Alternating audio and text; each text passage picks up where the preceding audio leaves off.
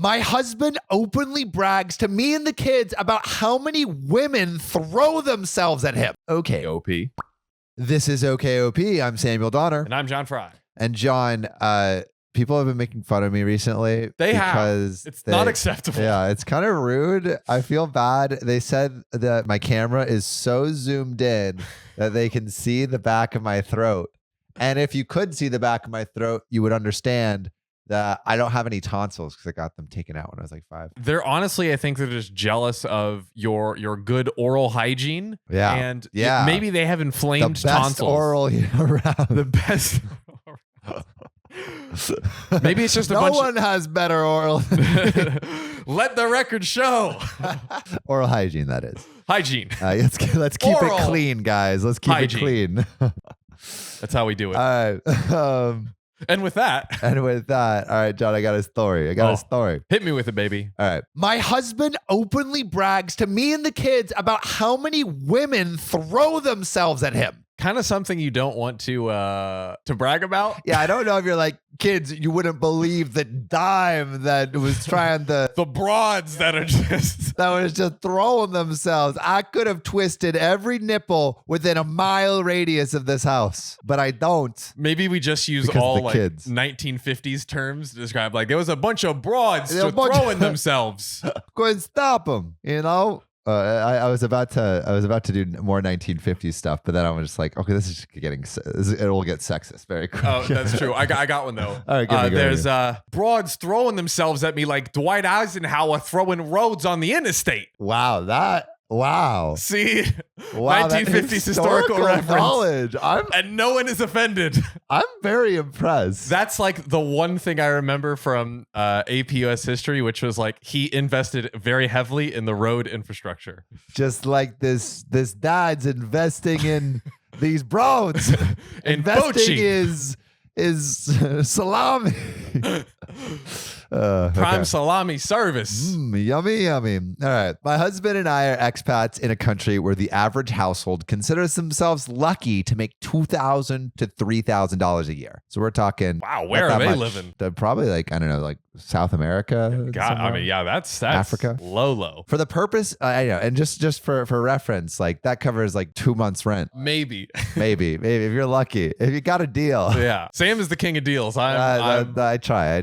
I'm like the Joker of deals. For the purpose of not giving too much identifying information out, I will be referring to the country as country E. Yugoslavia. Eureka. You figured it out? No, I'm just trying to find. I was like, wow, that was E countries, but Yugoslavia is not an E country. I was about to say you should go on country that begins with E. Country that begins Estonia? No, Estonia is pretty wealthy, I feel like. Yeah, I don't know if it's El Salvador? El Salvador. Maybe El Salvador. Country E, El Salvador. 2.5 years ago, my husband, who works in finance, was promoted to a position in which he could finally have the compensation, authority, and projects that he always dreamed of. Nice. The downside was the position would be in the company's headquarters in another country. And basically, it required us to move away from our families and our friends. But I was so excited for my husband, and our kids, 15 female and 10 male, were so happy about experiencing another culture as well as supporting their dad that we urged my husband to take the position. So everyone's on board here. Yeah, it sounds like an adventure. Family adventure. Family adventure, making more money in an exotic location. Sounds good. What could go wrong? Because they were telling my husband they wanted to see him there as soon as possible, ASAP, we agreed that he would go settle in and we would fly over around 2 months later. It seems that the moment his plane took off towards Country E marked the beginning of the end of all his feelings of respect and appreciation for me and the kids. Oh, God. Things are going downhill. After just 2 months apart, I could sense a drastic change in my husband. He went from calling me and the kids every day to every other day, and then reducing communication just to texts. At first, I thought he was just busy settling in, but the night before we went to fly out, he video chatted us, and the kids asked him why he seemed disappointed that they were coming, which is not what you want. That's awful. He said that they were just imagining things, and it was just how his face looked on camera, which, maybe. But We'll see. Maybe. We'll see. As we settled into our new home, he shot us pretty resentful looks and continuously snapped at me not to touch this or that. Like most expats, we live in a home that was miles grander and showier than we could ever get back home, and with a lot of stuff like a company car and housekeeping services paid for by the company. And my husband had money to burn and started having ridiculously high expectations about how we were dressed and how we looked. He bought himself loads of designer watches with his fellow corporate masters of the universe friends and spent lavishly at restaurants and bars on the company tab. He also invested quite a bit of our money in real estate here, since the government is pushing for foreign investors to invest, even adopting a more liberal outward rhetoric in order to be more appealing to the West. The country we live in has extreme wealth disparities, most of it, unfortunately, not held by locals. There is a center city where all the high-end stores, hotels, and clubs and restaurants are, and then there are some homes in the country as well. And despite the fact that this country is technically conservative, escorting is rampant and is an outgrowth of the generally desperate economic straits of families and the fact that it is obvious who has money and therefore where to go and who to target. Yikes. So basically, a bunch of escorts are going to the city center to drum up some business. Try to feed the family. These Western folk. Oof, yikes. Escorts are apparently and basically everywhere in the area we live where there are restaurants or bars or entertainment. When men see dressed up local women in pairs roaming around an establishment, they just assume they're escorts. And 90% of the time, they're right. Oh, man. God. An expat friend once asked a woman who approached him in a bar what she did for a living. And she said, "What does it look like I do for a living?" I see. My husband then started criticizing my appearance a lot. And when we'd go out, he'd ask if I ever considered wearing my hair like woman A, B, or C. Or we'll go out to eat as a family and he will ignore what the kids are saying and just stare at different women, which is just disrespectful, man. Absolutely. Like, keep your eyes on your food or your wife. Or your kids. Or your kids, yeah. When his friends come over, my husband always brags in front of me about the women that approached him, not just at bars, but he also brags about how local women who work in the office with him are also exceptionally engaging. He even got pretty aggressive when we were hooking up and wanted to choke me and pee on me. This is getting dark. When we tried some more intense stuff, he pulled my hair hard enough to draw blood. And when I said I didn't want to do it anymore, he started screaming that a bunch of women who look exactly like his type would be eager to do it all and more for less than I spend on dinner. Jeez.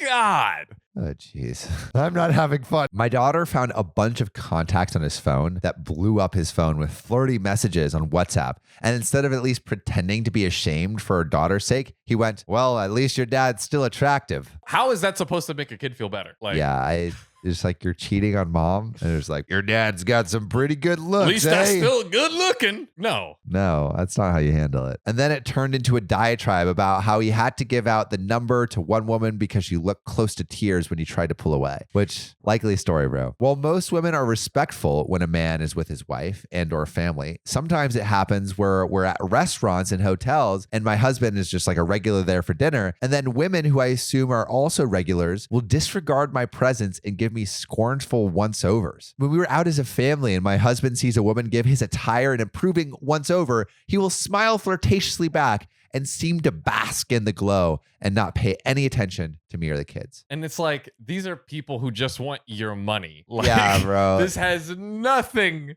to do with your looks. Nothing at all. They're just trying to milk you for all it's worth. Moo. Moo, moo. I've been to support groups and have been told to let it wear off because many other wives have experienced their husbands being drunk on attention. Also, what kind of support group is that? That's it's like, terrible support. It's your fault. Just the boys will be boys. Husbands will be husbands. Who's giving this support? Yeah, this is terrible support. Join the OKOP support group. Yeah. We'll give you better support than frickin' whatever you're getting. But my husband seems to be getting more and more obsessed with the attention. My son is young, but he has gone from happy-go-lucky to glaring at his father and whoever he is smiling at. My husband and I have tried to communicate, but everything turns into my fault. I do not appreciate his contributions enough. He says I don't appreciate his contributions enough when I disagree with him, saying the kids don't need to learn how to do laundry because the housekeeper will do it for them. I also don't appreciate him when he continually asks to hook up for the third time in a night. I do not appreciate him when I move the furniture from how he organized it or when I disagree with him on anything. I started tracking our banking banking information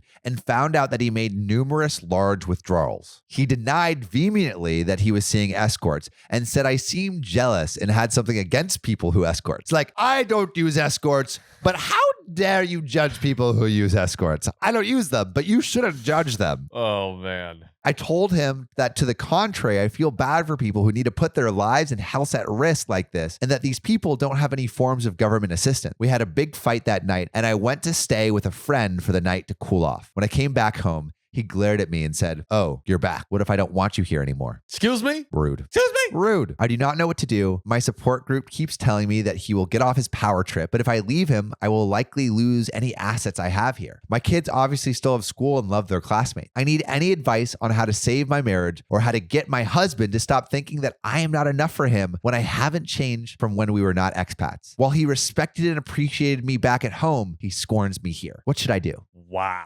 I mean, God, what a... Bro, the post says it all. Break up with him. Yes. Leave with the kids. Get a Yes. divorce. Yeah. God, he like... Run far, far away. He's treating you like garbage. Like he's not doing anything at all. Yeah. And also it's like, it's just so clear his behavior before and after. So it's like something there made him change. And I think we all have a pretty good idea of what that was. Yeah.